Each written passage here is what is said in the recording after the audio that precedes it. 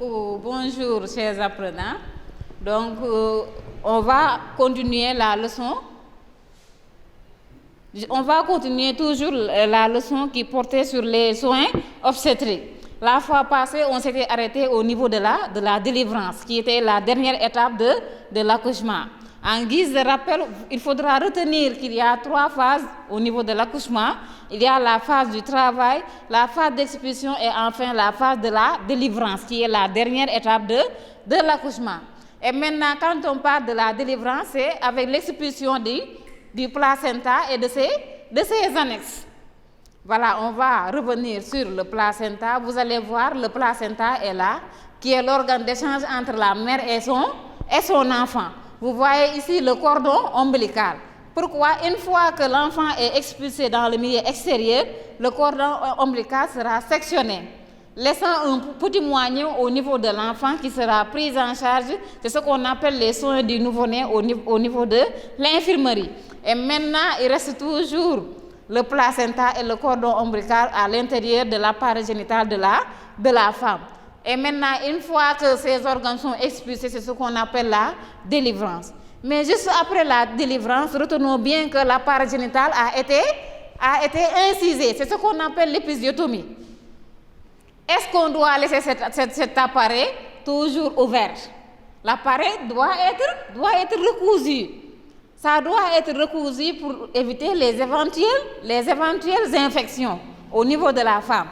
Et maintenant, pour ce faire, il faudra impérativement procéder par une toilette vulvaire afin d'éviter les infections génitales chez la femme. Est-ce que je me fais comprendre? Donc aujourd'hui, nous allons voir ce que c'est que la toilette vulvaire. Donc en grand 1, nous allons essayer de définir ce que c'est que la toilette vulvaire. La toilette vulvaire peut être définie comme un procédé reposant sur des techniques, des pratiques pour prévenir toutes sortes d'infections génitales chez une accouchée récente. Quand on parle d'accouchée récente, c'est-à-dire la femme qui vient d'accoucher, la femme qui vient de mettre au monde un nouveau-né. C'est cette femme qu'on parle d'accouchée récente. Et maintenant, pour lui éviter ces infections, pour vraiment rendre propre son appareil génital, il faudra nettoyer l'appareil génital, d'où la toilette vulvaire. Et pour ce faire, il y a ce qu'on appelle le principe du nettoiement. Pour la toilette vulvaire, l'agent de santé doit s'assurer du confort de la patiente et de sa compréhension aux soins pratiqués. L'agent de santé explique à la femme les détails hygiéniques et la technique de soins, car c'est cette dernière qui la réalisera elle-même. C'est-à-dire, pour le principe, il faudra toujours impliquer la femme dans le suivi traitement. Mais ne pas l'exposer comme ça, comme un mannequin, ne pas lui demander son avis, ne pas lui demander quoi que ce soit. Il fait partie intégrante du processus de traitement. Donc son implication est primordiale. Il faudra également lui assurer le confort. Nous, notre problème dans nos structures, les femmes souffrent. Pourquoi? Parce qu'il n'y a pas de confort. Surtout au niveau de la salle d'accouchement. Les femmes souffrent, donc il faudra assurer le confort de la patiente et de sa compréhension par rapport aux soins que vous allez lui pratiquer. Par rapport à ce soin également, vous lui devez des explications, parce qu'une fois rentrée chez elle, c'est elle qui va continuer ces mêmes soins à domicile.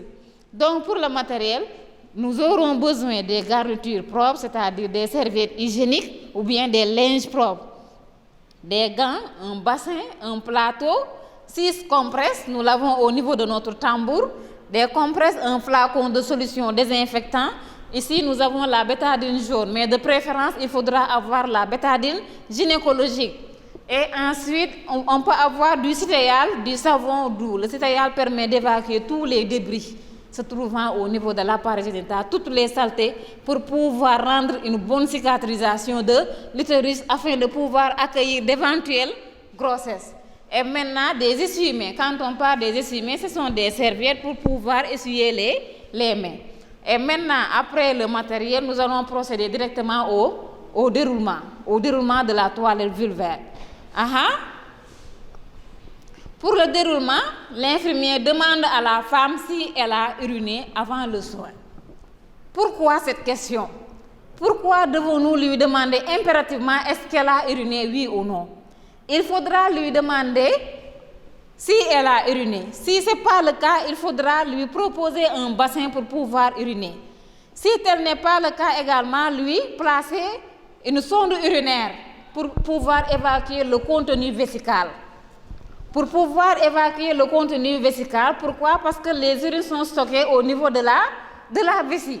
Et également, si les urines ne sont pas évacuées du fait de l'analgésie, quand on parle d'analgésie, c'est-à-dire une insensibilité à la douleur. La femme a traversé une épreuve très difficile. Donc, à un instant T, elle ne ressent plus de douleur parce qu'elle en a assez ressenti. Et maintenant, à ce niveau, c'est dans ce cas qu'on compare d'analgésie.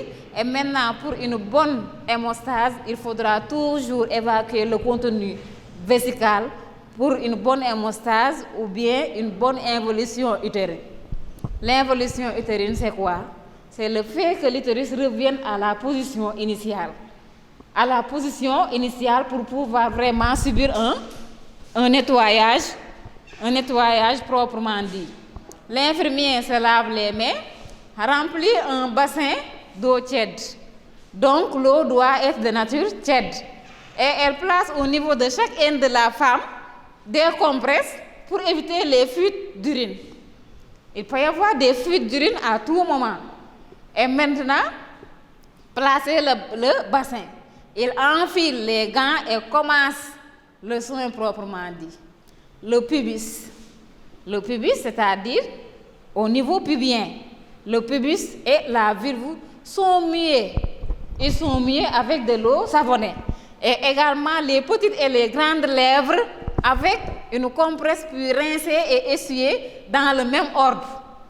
Quand on part dans le même ordre pour éviter les infections, il ne faut pas rincer du bas vers le haut, mais du haut vers le bas, suivant le même ordre. Des garnitures propres sont posées dès le retrait du bassin et réinstaller la femme. Il faudra assurer toujours le confort chez la femme pour qu'il puisse accueillir dans la plus grande dignité le traitement que vous voulez lui approprier. Et maintenant, le bassin est vidé, c'est-à-dire que la toilette est déjà terminée. Le bassin doit être vidé dans la cuvette de toilette, rincé et essuyé. Il retire ses gants, l'agent de santé doit retirer ses gants, nettoie et range le matériel de toilette, se lave les mains, procède aux transmissions écrites.